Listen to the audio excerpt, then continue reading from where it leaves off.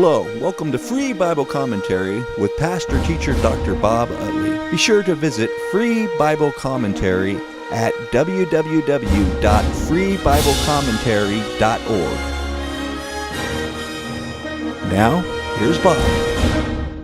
Hello, we're continuing our study in Numbers.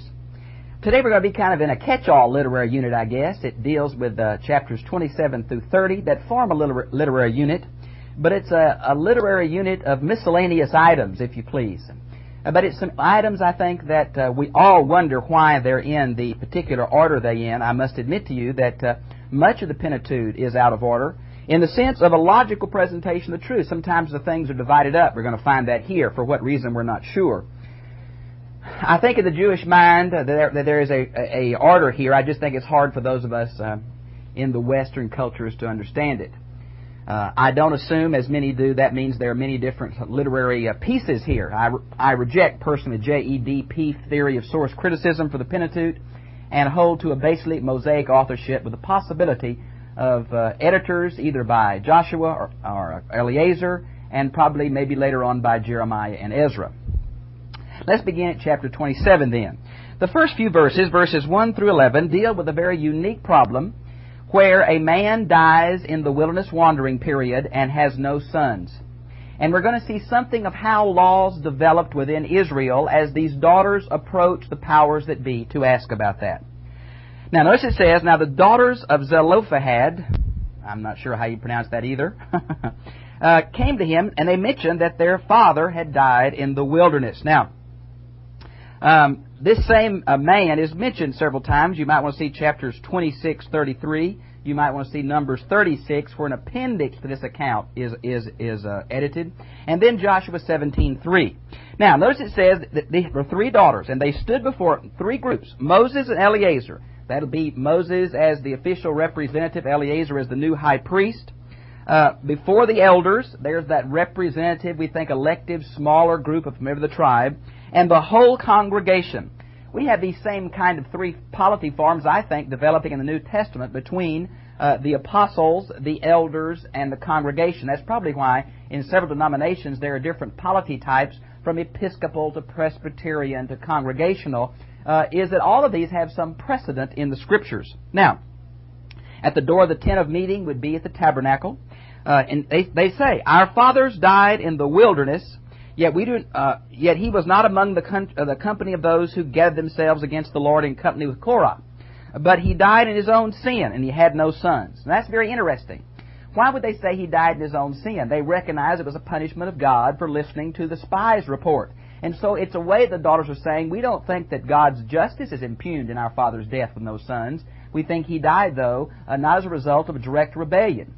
Now, I think this is interesting for several things. Number one, it does show that these daughters believed in the fairness of Yahweh. And not only that, this is before they entered the promised land, and they're talking about inheritance rights. They believe the promises of God.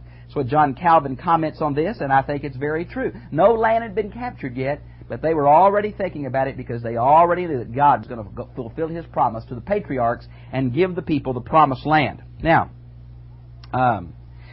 this idea about not among Korah, some believe that those who died for specific religious rebellions, property was confiscated along with their own death and exclusion from the community of Israel. So what they may be saying is our father's property was not confiscated.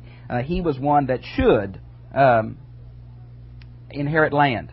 Now, notice this that says, and Moses brought their case before the Lord. That's very interesting, I think, because what it shows is Moses just isn't giving us his opinion about this or that.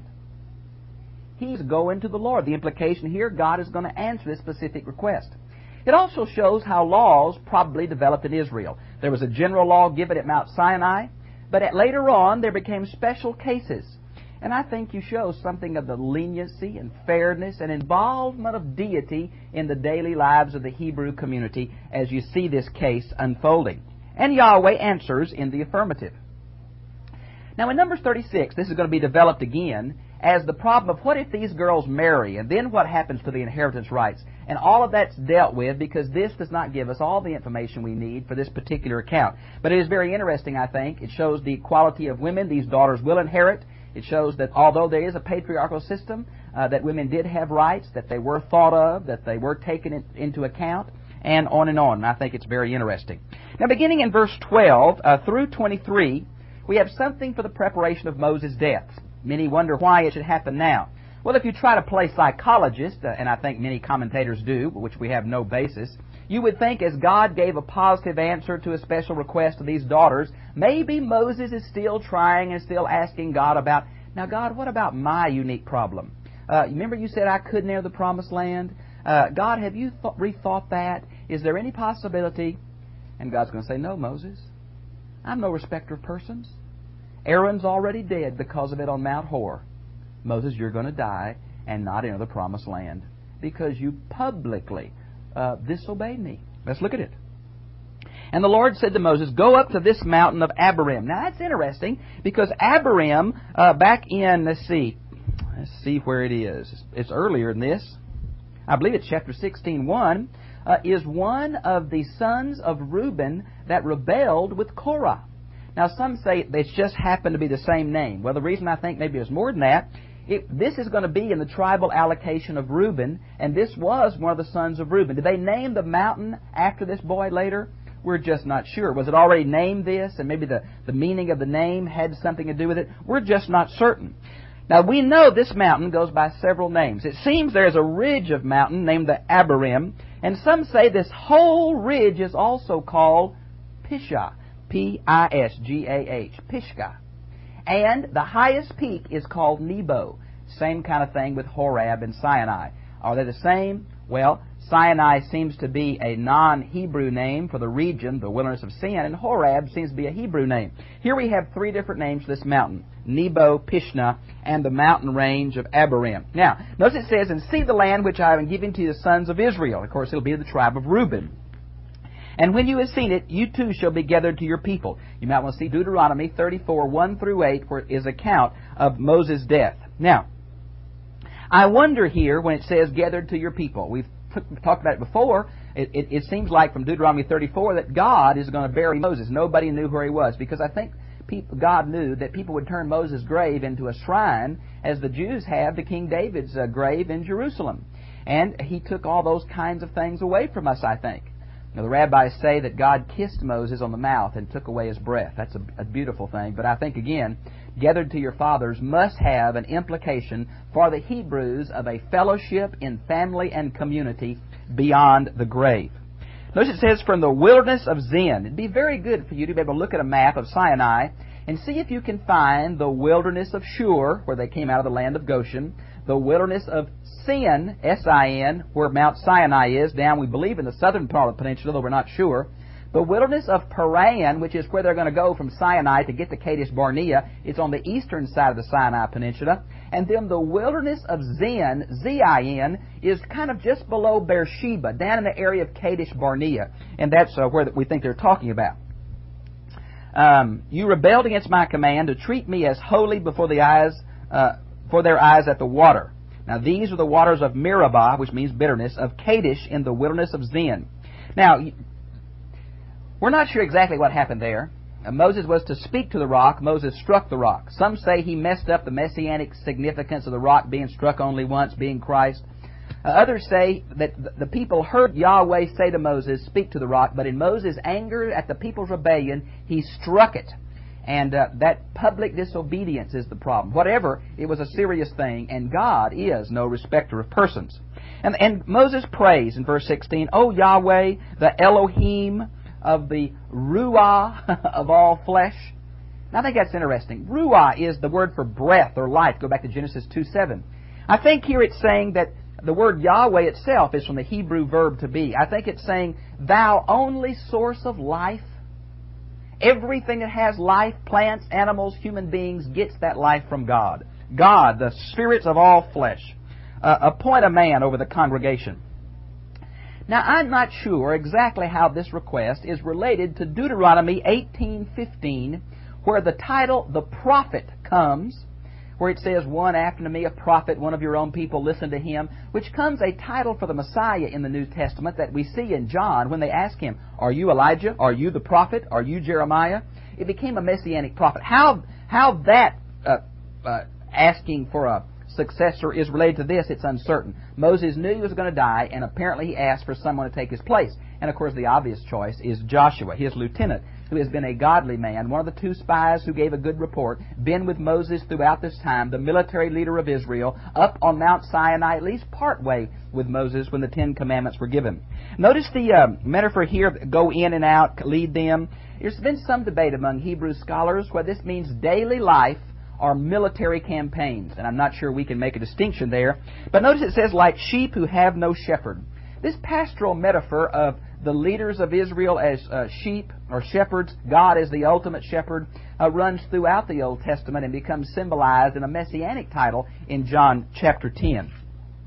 Notice then in verse 18, so the Lord said to Moses, take Joshua, son of Nun, a man in whom is the Spirit, and lay your hands on him. Notice that the Spirit is already in him and does not come at the laying on of hands. Notice this thing about the man in whose spirit. You may want to see chapter 11, verse 25, for another account of the Spirit being on someone, which shows that we shouldn't make too high of a dichotomy between the Spirit being on people in the Old Testament, in people in the New. I don't think we can make that distinction. The Holy Spirit has been active. He was active in Joshua's life even before the laying on of hands. The laying on of hands in the Bible is very interesting. It's done sometime for these sacrifices to identify the animal with the man. I think that's what it's doing here. It's identifying Joshua with the leadership of Moses. Later on, the elders will lay hands on people to commission leaders. Later on, Jesus will lay hands on people to heal people. The early church laid hands on Saul and Barnabas to show they were their representatives on the mission field. And so I think there's been a development of this laying on of hands for the Bible. It's a very interesting discussion. Notice there's going to be some difference between the authority of Joshua and Moses. Joshua is not going to take Moses' place. There will be no one like Moses. You shall put some of your authority on him. And I think that's interesting. That laying on the hands, kind of an official transfer of that, is what they say. The rabbis say here that Joshua's face glowed, but did not glow as brightly as Moses did when he came from talking with God on the mountain. I don't think that could be read in the text here. Moreover, he shall stand before Eleazar the priest. Notice that Moses stood directly to God, but now Joshua will have to go through Eleazar to know God's will. I believe God does address Joshua from time to time, but mostly through an angel and mostly through the high priest. Eleazar, of course, is the son of Aaron, and he has the judgment of the Urim. And, of course, this is the Urim and the Thummim that we see back in Exodus 28:30 and Leviticus 8:8. That was some means of knowing the will of God through mechanical means. A black rock, a white rock, spelling out things. This mechanism of the Urim and the Thummim, it used to be the lights and the perfections, was translated, but I think that's a poor translation in light of modern etymological studies. Behind the breastplate of the high priest in a little pouch. It was used several times in the Old Testament as a concordance will show you very readily.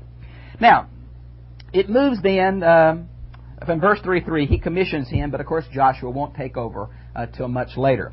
Now in chapter 28, it's going to discuss some of these sacrifices, and then in chapter 29, it's going to discuss the feast of the 7th month. And that was a very important month. Several of the feast days hit right there. Now let's look, if we could, at some of the ideas of sacrifice presented in chapter 28. Many of these have been presented before in Leviticus chapters 1 through 7. Why they're repeated here, I'm simply not sure. Maybe as they talk about Eleazar, the new priest, it comes to mind. I'm simply not sure. There is some obvious repetition in the Pentateuch, and there are many theories about it. The first thing that is new we're going to talk about is the continual. And that is a lamb that'll be 2 lambs, one in the morning, one in the evening, that'll be killed every day, called the continual. Later on in Judaism, it was 9 a.m. and 3 p.m. You might want to see something about that in Exodus 29, 38 through 42. We're going to move here from lambs killed every day, lambs killed weekly, lambs killed at certain feast days. When you add all these lambs up and all these animals, it is unbelievable the amount of animals that were killed and the amount of flour and wine and oil that was put on the altar. Some have tried to add it up this way. There was 113 bulls, there's 32 rams, 30 goats, around 1,080 sheep.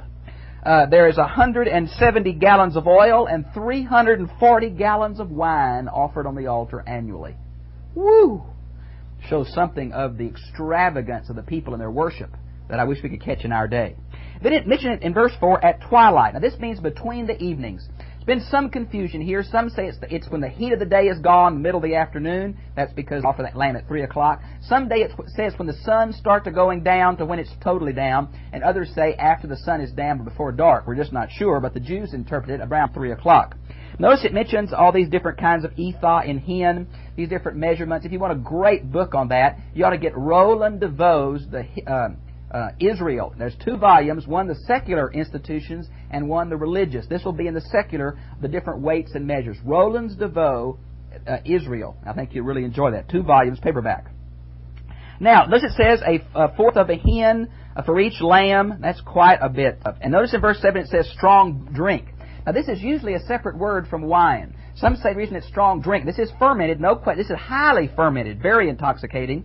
Some say they couldn't get wine in the wilderness, and that's why they went to strong drink. It also shows that fermentation is not a sign of evil, because this will be poured out on the altar and then for the priest to drink. This shows that we've made too strong a statement about wine in the Bible, because here wine is provided for the priest, and a little bit was placed on the altar, shows that God did not consider wine to be evil or sin. We need to rethink through that, particularly in light of Psalms 104, verses 14 and 15, I believe, where it's considered to be a gift of God. Now, notice on the Sabbath here in verse 9, they're going to double the amount of lambs that are killed. In verse 11, we have the beginning of each month that's called the new moons. You might want to see the discussion of that in Numbers 10, verse 10, where that is talked about.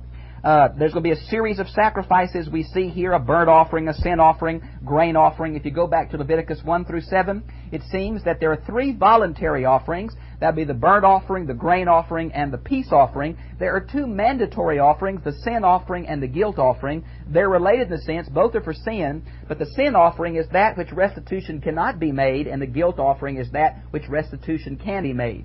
These offerings seem to be given in a series that seem to say something of our dedication to God, the removal of sin, and our fellowship with God. And so it's usually a series here. Now in verse 16 we mentioned Passover. And of course Passover is discussed in Exodus chapter 12, and the Feast of Unleavened Bread also.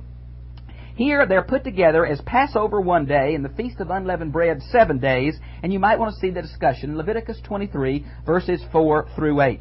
Now in verse 26, another feast, the Day of First Fruits, also called the Feast of Weeks. You might want to see Leviticus 23, 15 through 21. But there's a little difference between Leviticus and here. In Leviticus they have a wave offering. Here they don't mention it. Josephus says they're 2 independent accounts. But I'm nervous about that because this is both reported to be by God to Moses, and that I just don't like the source critical view of the Old Testament.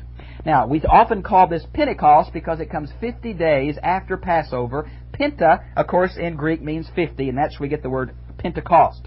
Now, in chapter 29, we have the 7th month.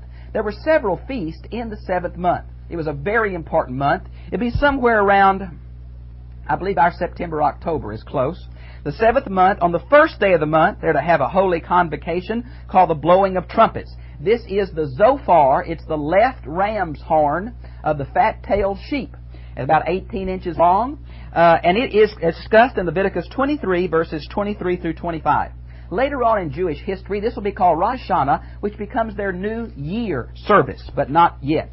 And also in verse 7 of chapter 29 is the 10th day of the 7th month, which we know as the Day of Atonement, which is discussed in Leviticus 16. And you might want to see that. It's also discussed in Leviticus 23, verses 26 through 32. The only fast day we know of in Israel's history, though some would say that the Passover was a fast day until the feast that night.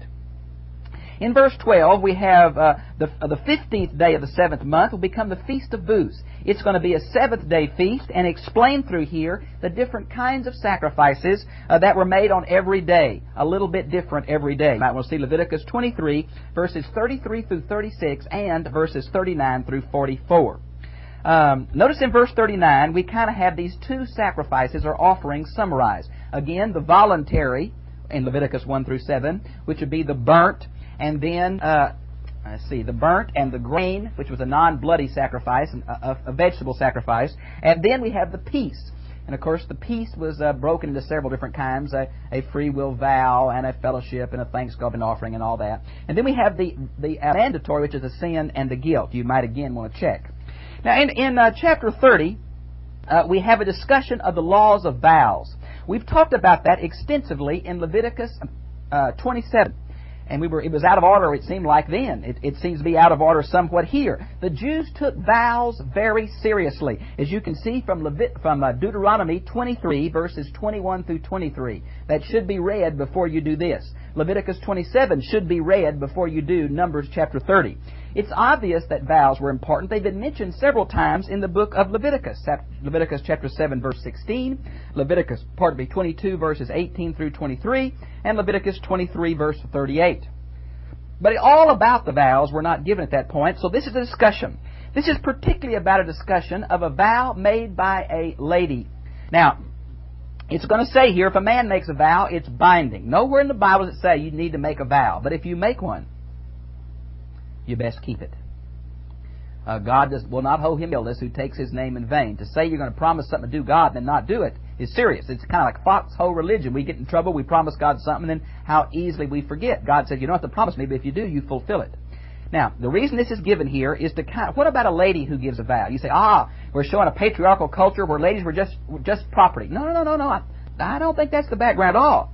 If a woman made a vow to give something to God or to do something, she was under the authority of either her father or her fiancé or her husband or her brother or somebody. What if she promised something of property that did not belong to her? What if she promised something that she did not have time or means to fulfill? That's why the authority structure had to either confirm it to say, yes, that's right, we'll give that out of our property. Now, so first it mentions a man here. Then it mentions a woman who has two criteria in verse 3. She is in her father's house, i.e. unmarried or divorced or whatever, and in her youth. She's a young person. Now we're going to see another deal in verse 16, but here's two qualifications. Now, when the father hears about her vow, he can either affirm it or deny it. If he denies it when he hears about it, then the vow is not going to hold. Now there are several other categories here. Notice in verses 6 through 8 is about a woman who apparently is betrothed to somebody, and she makes a vow. Remember, betrothal was as binding as marriage in this culture. Makes a vow, and her husband-to-be hears about it, he can annul it. Well, what about verses 9 through 12 is about a widow or a divorced woman. Now, if she makes a vow, she's on her own. If she promises some of her property or some of her time or whatever, both of these, a widow or divorced person, would not be under the authority of a man, would be independent, would have their own resources at their disposal, and they would be able to do what they wanted to with it. Now, in verse 13, we have about a man and a woman who are married, not betrothed, as up here in 6 through 8, but married. And again, the husband had to confirm it. If a vow was made, it is to be fulfilled. And back in chapter 27 Leviticus, we saw that there was penalties that were had to be added if you didn't keep your vow. If you promised something you really couldn't give, you had to add a fifth part to it. Some vows you made you couldn't get out of. You tried to get out of, you were killed. Others, if you tried to substitute something, that both of them became holy. So I think we see the significance. Now look at verse 16. But in verse 15, if he indeed annuls them after he has heard of them, then he shall bear his guilt.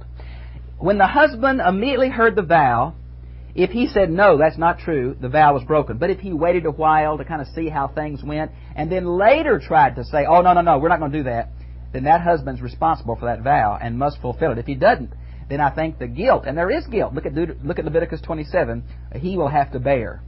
And then in verse 16, these are the statutes which the Lord commanded Moses as between a man and his wife, as between a father and his daughter, while she is in her youth in her father's house. And that kind of closes out this literary unit. Now the question has always been, why are these laws brought in here? And I must say again, we try sometimes to force the Bible into our Western mode of outlining, into our Western mode of how we do history. The Bible has as much validity in the way it does history, in the way it records things, as our method. It's just that we're not used to them. We are sure there are some rules here and some cultural precedents. We just don't know what they are. There was a reason for Moses to do it this way. Exactly why, we're not sure. It seems to me, as we look at Numbers, about to go into Deuteronomy, they're about to transfer leadership. Already the priesthood's been transferred. We're talking about transferring the authority of Moses. I think he's doing at the end of Numbers in a brief sense of what he's going to do in the whole book of Deuteronomy, and that is to show how the law is applicable to a new setting. He's kind of trying to tie up a few loose ends, get them ready to kind of pass on the whole thing to Joshua. And I think that's something of the order of this. I know these things seem rather maybe tedious to you, but I think there are principles here that are very important. A book that I think will help you tremendously as you look through the Old Testament and say, now how does this apply to my life? And you've got to do that, because understand the Bible involves understanding what the author was saying to his day and then applying that truth to our day. One of the best books, I think, for teaching and preaching and understand the Old Testament and then applying the truth to our day is The Authority of the Old Testament by John Bright. I hope you'll get that little book. It's sitting right over there on my shelf. I can't reach it. But I look at it often, and it's very helpful to me. It talks about principalizing these truths.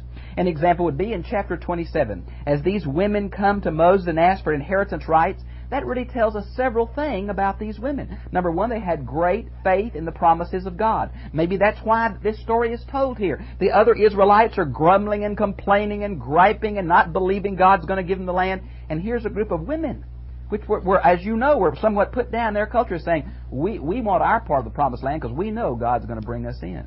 It also is very important because it shows the character of God. He doesn't make a hard and fast rule and then say, no exceptions. No. God said, let's talk about that. Let's work with that. This whole book is not just Moses' opinion, but God revealing Himself. God gave the general principles, and when an exception came up, He dealt with it. He deals with it in fairness, and He deals with it in grace. Tells you something about the nature of God. It also tells us about the nature of Moses. He was a humble man. Didn't try to take authority and say, well, I'll give you my opinion. It's kind of like when Paul says, now the Lord hadn't spoke on this, but I'll give you my opinion. It's the same thing Moses does. He tries to get official authority. It says something with the inspiration of the whole Bible. So here in the first few verses of chapter 27 are some tremendous truths and insights into who is God, how are we to respond to Him, how did God give us the Bible, and on and on.